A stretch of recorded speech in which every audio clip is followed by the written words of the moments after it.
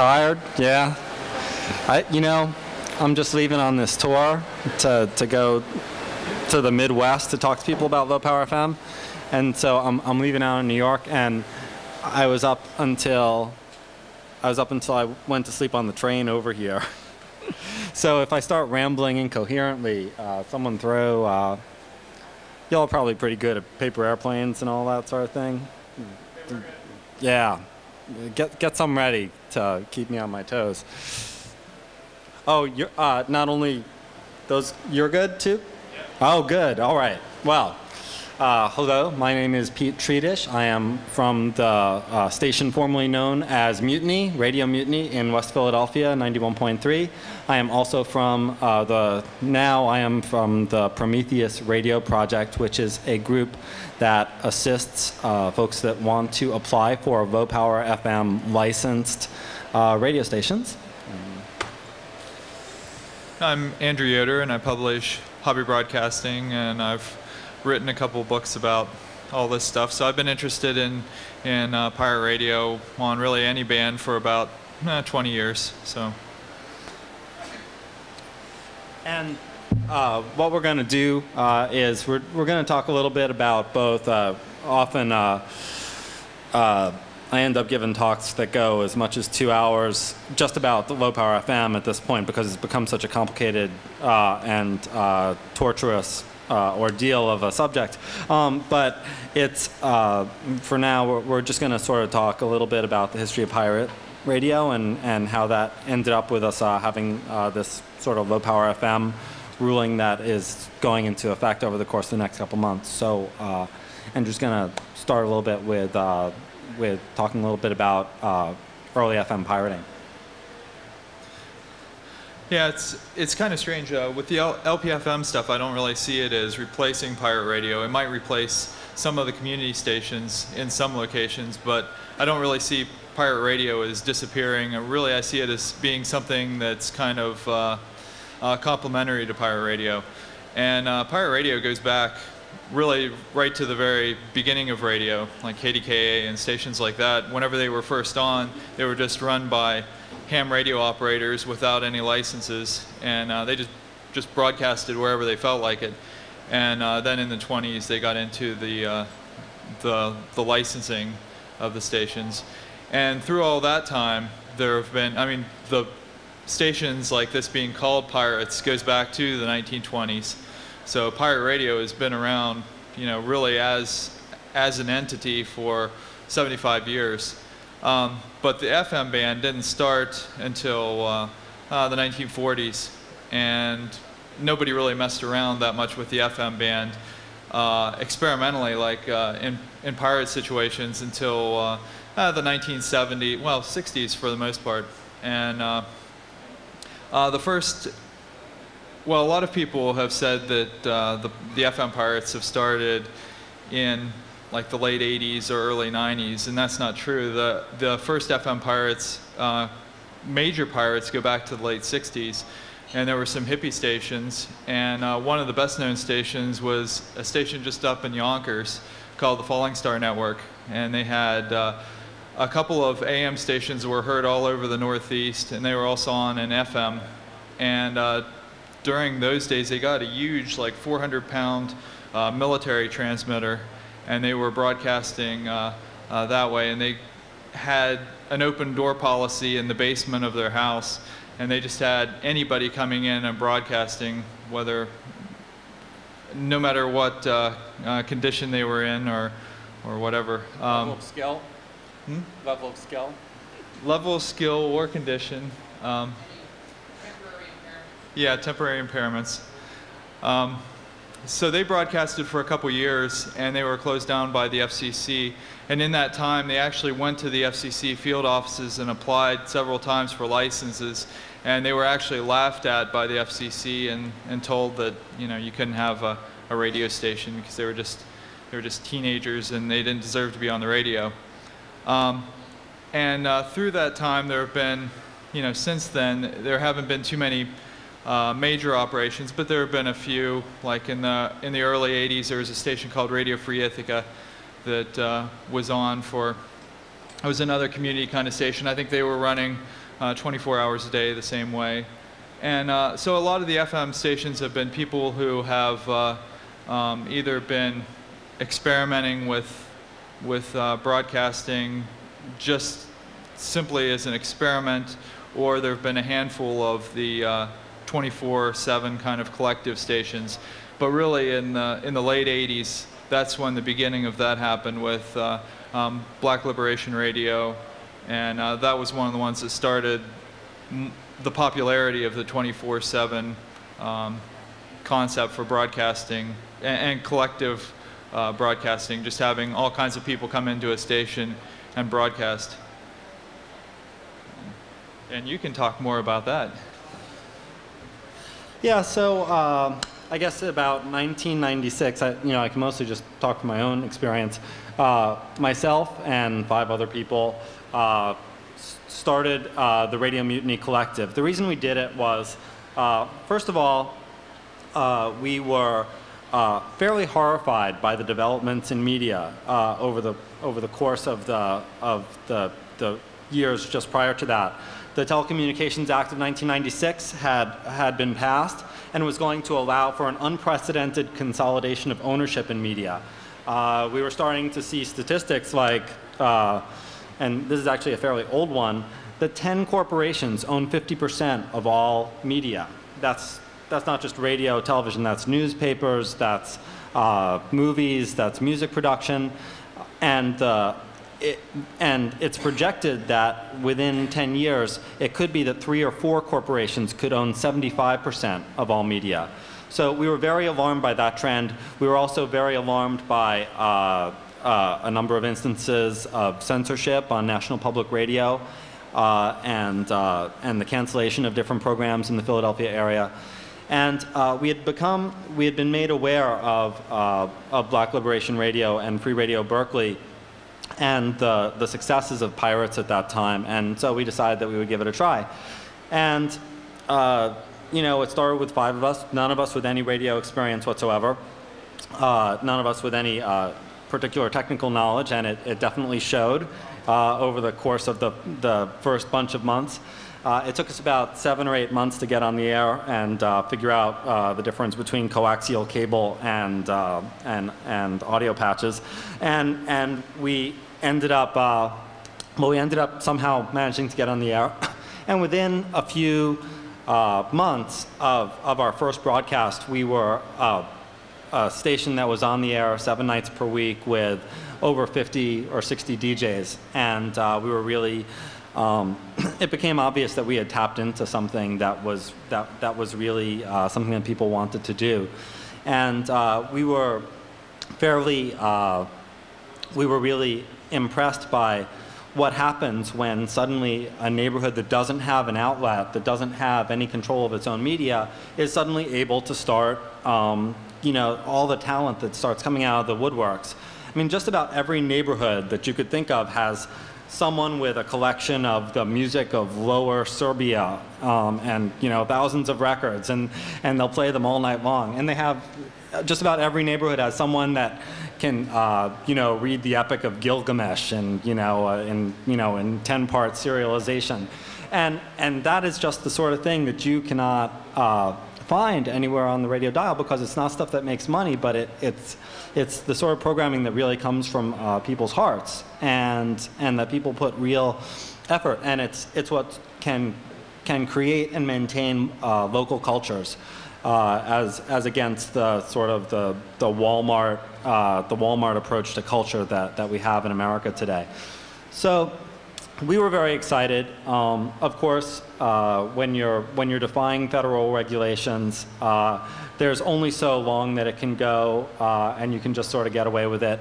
Eventually, Radio Mutiny was first warned by the FCC, and then we got about 5 or 6 visits where they just kept on sort of cajoling us to try to go off the air. Each time we decided that we would meet them back with with some kind of a press stunt. So the very first time they came and they tried to get us to shut down, well, we did shut down for about 3 days, and then we turned our station back on the air. in front of Benjamin Franklin's printing press in downtown Philadelphia, and we had this big banner that said, 1763, Ben Franklin defies the British by publishing Poor Richard's Almanac. 1996, Radio Mutiny defies the FCC and, in the cause of freedom of speech. And so every time we met them with another press stunt, and we started bringing the issue further and further into the public consciousness, trying as hard as we could to embarrass the FCC into changing its policies, into coming up with a new set of rules that would allow for community radio stations. Because the truth of the matter is there really is no law of physics that says that the media have to be owned by corporations. That's really that's a social arrangement. It's a choice that's been made by our government, and what we realized that we felt that we had the political savvy to, along with a movement of thousands of other pirates across the country, to maneuver them into the position where they would have to change the rules. And in fact, that's more or less what happened. After a number of years of deliberation, the FCC did pass a new set of rules that would allow for neighborhood radio stations like pretty much like what Radio Mutiny was. It was a limited victory for us, but it was nonetheless something that when we saw the final rules, we decided that we really felt like it was worth pursuing to create these sort of licensed 10 to 100 watt neighborhood radio stations. And we realized that there were going to be many hundreds and perhaps thousands of opportunities across the country for neighborhoods like our own to start radio stations. Do you want to jump in or just keep going? Okay. So what I can tell you a little bit about is the nature of the compromise that ended up coming about. What we asked for was, we said that we proposed a set of regulations that would allow for not all that many stations, but at least a reasonable number for every city in the United States. What the FCC came back with under extreme pressure from the incumbent broadcasters was a proposal, was in fact a set of rules that would allow probably between 1 and 5 new stations in most metropolitan areas after the top 5. Just the nature of the way the FM dial has been allocated up until now means that basically New York, Chicago, and Los Angeles, the way that the FCC structured its rules did not leave any room for any new stations at all under these rules, which was a very severe disappointment to us, especially because we knew that from a technical standpoint, it was perfectly reasonable to put more stations on the dial in those places. However, just about every place else has at least between 1 and 5 stations, and so at least us at Prometheus Radio Project decided that it was worth going ahead around the country and trying to license as many stations as we could and try to expand the rules further as time went on and as the record became just crystal clear on the level of interference that putting more stations on the dial would have.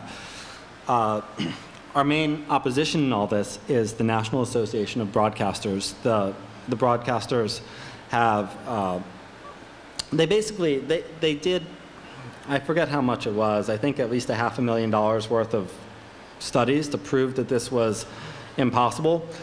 That was a very difficult thing because the truth of the matter is that the interference that could be created by these small stations is so small that it's almost meaningless. It would add fractions of a percent to the overall interference environment of FM.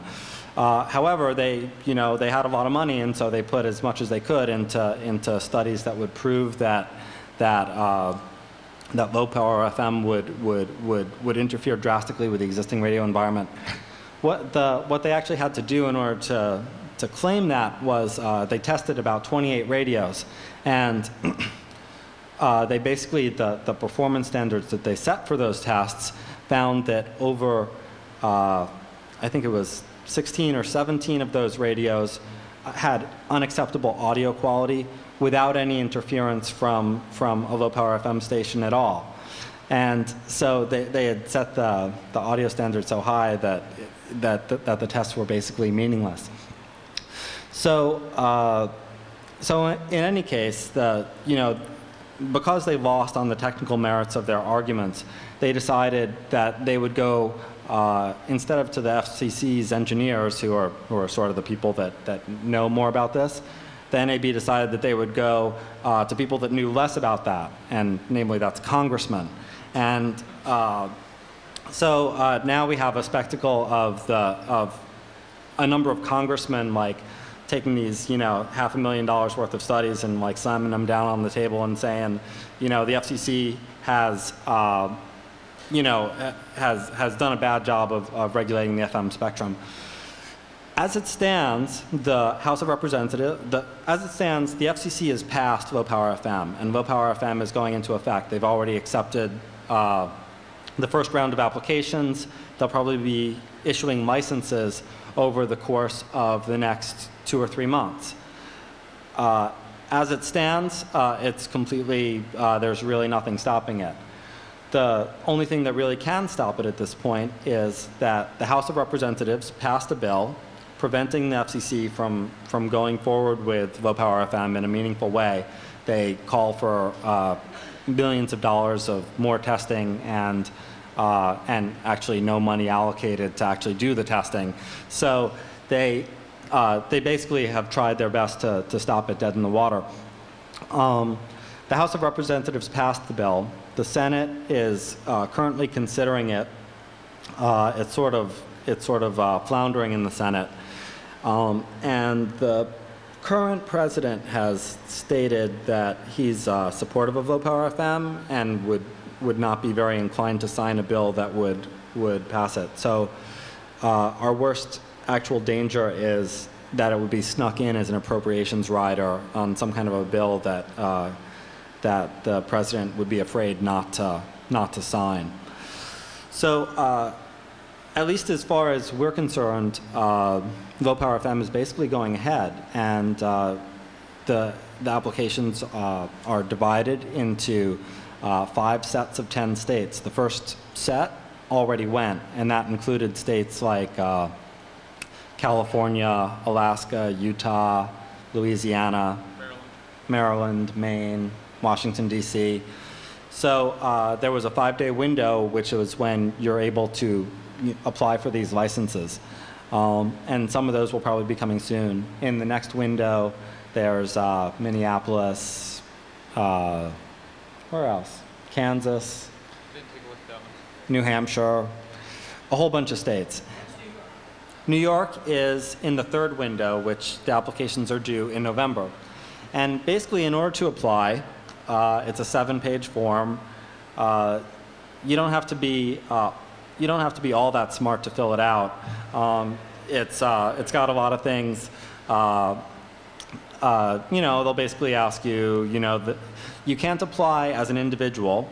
You have to be part of some kind of an organization. It doesn't necessarily have to be a nonprofit, but it has to be an organization of some sort that is, has a governing structure, has like a board of directors or something like that. It's often best to, go to your local Rotary Club or library or, Greenpeace chapter or something like that, and ask them to apply for, a license.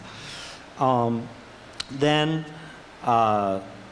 it'll ask you a bunch of questions about the exact location that you want to broadcast from, so it can determine whether a station can be cited from there. there will be questions about whether you own any other media interests. If you actually own a daily newspaper, you're not allowed to have a low-power FM station. And it asks you, well, you know, a lot of your grandmother's maiden name, you know, a whole bunch of sort of simple technical questions. There's no need for an engineering study because the FCC basically does the engineering study for you. And there's also no need for a 501c3, and there's no application fee. It's a free application. So it's really it's a pretty straightforward process. Prometheus Radio Project has published a guide, which we have here, which is free, which gives you basically a rundown of how to fill out the forms and how to get it all together. And then once you fill out the forms, you just sort of wait for a few months and see what they do. The biggest trick is availability of frequencies, and what you really have to do is you have to sort of be willing to think pretty flexibly about where you're going to put it, because even a difference of a few hundred yards can make the difference between whether you can site a radio station there or not in an urban area. And radio licenses aren't like driver's licenses. You can't drive around with them or anything like that. You know, a broadcast station has to be at a fixed point. So you need to have a location that's suitable. And basically all you have to do is you find the latitude and longitude of the place where you want to broadcast from, which you can get off the internet, and just you know, drop it in. And if that place doesn't work, you know, ask your friend. You know, try different buildings around town until you find one that has a clear frequency. And then once your application is accepted, there's a phase at which they work out competing applications, because the vast majority of applications, the vast majority of frequencies, there's more than one organization that wants to use it. So what you basically have to do is sort of cut some kind of a deal between all the different people that want to use it. And if you can't cut a deal, the FCC will cut a deal for you. It'll, you know, sort of split up the time one way or another to make sure that as many different folks that want to do this are accommodated as possible. So it's a slightly repugnant situation if you end up having the, you know, anarchist radio station sharing the frequency with the Right to Life station or something like that. But I actually think that such exercises are sort of frustrating, but good for everyone's sensibilities of free speech. So, and then you build the thing. When we were pirates, I mean, we built our initial station for about $700 or $800, and that's how much it costs for the actual equipment. But when you're dealing with licensed stations, it costs quite a bit more, but it's not necessarily out of reach of, like, you know, a well-organized group that's willing to put on a couple bake sales. I'm pretty sure that we could figure out a way to put one on the air for about $5,000 or so under the new licensing. And of course, it's somewhat higher power for a 100-watt station. Our station was broadcasting at 40 watts. So that's sort of the basics of what low power FM is. One thing I'd really encourage people to think about is, you know, people have sort of all different ways of approaching doing a radio station, and in my own experience, the best part of a community radio station is really the diversity of it. And in fact, it was one of the things that led us to decide that we weren't satisfied just to be pirates anymore, because you know, it was not that hard for us to find, you know, 50 or 60 people that were willing to be somewhat foolhardy and risk a $10,000 fine or arrest or whatever. But what was difficult was we kept on doing outreach to more and more of our neighbors. And a lot of our neighbors got really excited about joining our station, but for one reason or another, they just couldn't take the risk. Either, whatever, they had prior records and they didn't want to tangle with the law. They were immigrants, they had families or this or that. And one of the things that we really felt was that as bureaucratic and as limited as the new licensing would be, we felt that community radio shouldn't just be for the foolhardy and the reckless. It should really be for pretty much everyone. And that was what motivated us to channel a lot of our energy into into making the low power FM come about. So, anything else, or you want to start taking questions? You can talk about what's here. Sure. For those people who are still foolhardy and reckless, here are some transmitting setups. These are both just low power pirate stations. This one is what, running half a watt? 1 watt. Oh, okay. This is 1 watt. And depending on conditions, yeah, it's a stereo Ramsey transmitter. Was it an FM 100? And it can get out. It all depends on antenna height for how far a station gets out. And a station like this, with a decent antenna, might get out a couple miles fairly well. And this, for whenever the LPFM goes through, those stations won't be able to use transmitters like these. They'll have to be type-accepted transmitters, which means that they have to be acceptable by the FCC. And they go through and check them out, and there's a fee for doing that. So that jacks up the price of the transmitters. Right now, I think the lowest type-accepted FM transmitters are somewhere around $1,000, $2,000. And they're expected to drop a little bit whenever some of the hobby, like pirate radio companies, start getting into building FM type accepted transmitters, like Ramsey and Broadcast Warehouse and Veronica. A couple of those companies are working on it right now. So this one isn't type accepted, so neither of these you could use in one of the LPFM stations, but they will get out a couple miles. Let's see, also, compressor, it has limiter in it too, or no? Limited limiting in the compressor, and those are pretty important for making everything sound louder and adding more punch to it. If you hear just a transmitter alone, it won't sound nearly as loud. You tune it in and it would just sound real thin and weak compared to other stations. With the compressor limiter on it, it'll jack up the levels, give it a lot more punch. Oh yeah, it's on the air. It's actually getting out in here, probably about 50 feet or so.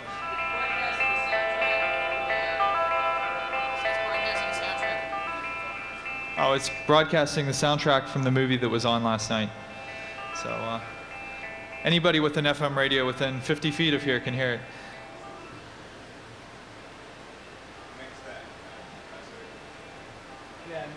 Next to the compressor is also with that it has limiting, which means that a limiter, what it does is keeps the peaks from distorting. So those are really helpful too. Next to it is a CD player, and you know what those are. CD. Let's see, there's an inverter, but inverters really aren't too handy with this kind of equipment because they put on a buzz usually on the audio.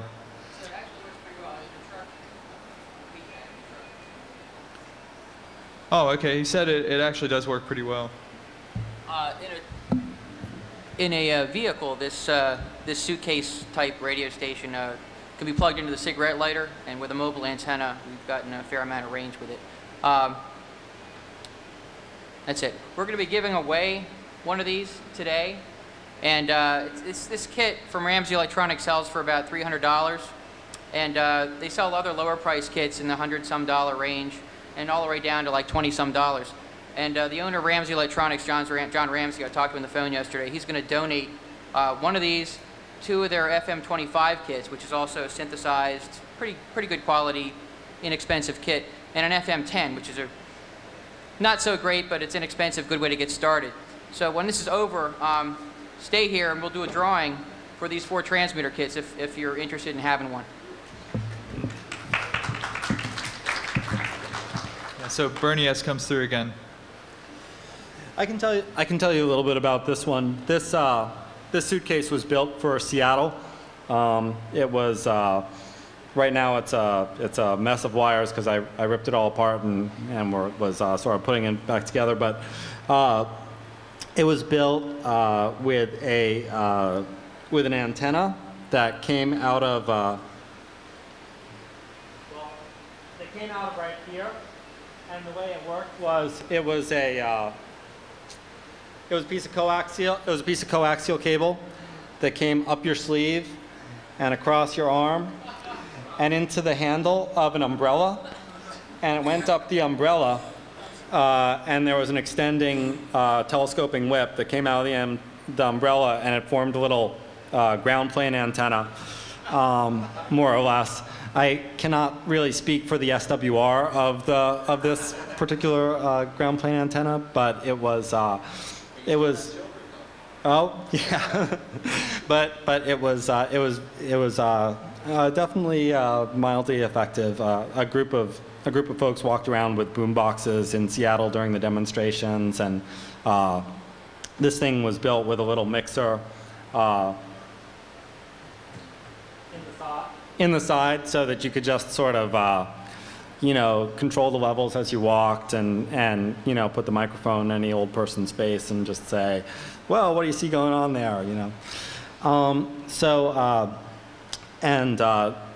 this transmitter has also been used for a bunch of in different incarnations. It was used for, well, for instance, it was used for a critical mass ride once. Folks know what critical mass is? Critical mass is it's a bike ride where every last Friday of the month, hundreds of bicyclists get together and just sort of take over a particular little patch of the streets and ride around all together for the safety in numbers. And it's sort of like a big party on bikes at the end of the work week. And so we decided to bring this transmitter once, and we had all our friends strap boom boxes to the back of their bicycles, and we had one of our DJs sitting in the back of a bicycle cart, and we just sort of ride around the streets and play lots of good music to bicycle by. Lots of polkas, I think we had that particular day. The transmitter was also used in a union drive in northern Pennsylvania. It was sort of set up in a van, and there was a job site that the industrial workers of the world was trying to organize, and they weren't allowed entrance to the property, so they elected to use this transmitter to broadcast in their propaganda and their sort of union music and all that sort of thing. It was used, that was about a year and a half ago. So, just giving you these examples to, so you can sort of think about the fact that radio does not really have to be, just a concession stand for corporate America. It doesn't have to just be a plaything of the powerful. It's a relatively simple technology that, even someone such as myself who knew nothing about it 3 or 4 years ago can, within 6 months or so, manage to operate relatively successfly. So use your imaginations. That's what that's what radio should be. Anything else, or you want to start taking questions? Well, I wanted to see if are we to the end yet? Yes. Okay. They took them half an hour to get the AV set up here. We're just going to do a quick drawing. Well, do you want to do the drawing here, or do we want to move over to give them more time? We could have the drawing over there. Okay, we can do it over there. Okay, we'll have the drawing over in the other room, so if you're interested in the FM stuff, we'll have the drawing for the radios over there. Okay. Thanks. And I'd just like y'all to know that Prometheus Radio Project will go and help out anywhere that wants to start a low-power FM radio station. So contact us or pick up the flyers that are up here, and we'll come to your town and help you set up a radio station. Thanks a lot.